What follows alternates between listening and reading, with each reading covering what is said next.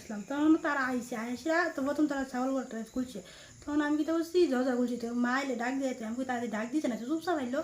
এবার আমার দেখে সেটা দরজা খুলতে আমি বলছি না আমি দরজা খুলতাম না, মা এলে দরজা খুলুক, দরজা না খুললে তোর ঘরে আগুন লাগে সন্ধ্যে জিনিসটি নিমুগা।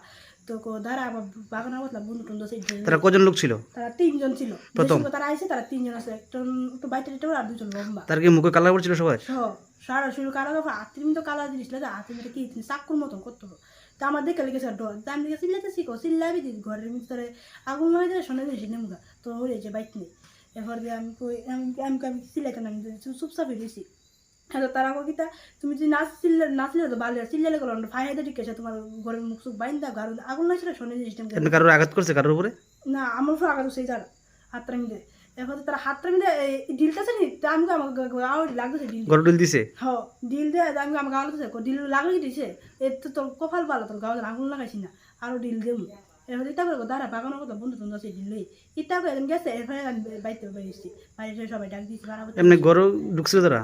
হ্যাঁ গৌরীকে ঘরে চিন্তা নিছে। পুলিশ আসলো? হ্যাঁ পুলিশ এসেছিল, পুলিশ এসে কইছে আবার যদি আইয়ে ফোন করে বলতাম, ফোন নাম্বার দিয়ে গেছে। আপনার কি মনে করেন ঘটনা কি ডাকাত দল এটা? হ্যাঁ ডাকাত দল না হলে তো তা জানো কেন। এলাকাটার নাম কি? দাসপাড়া।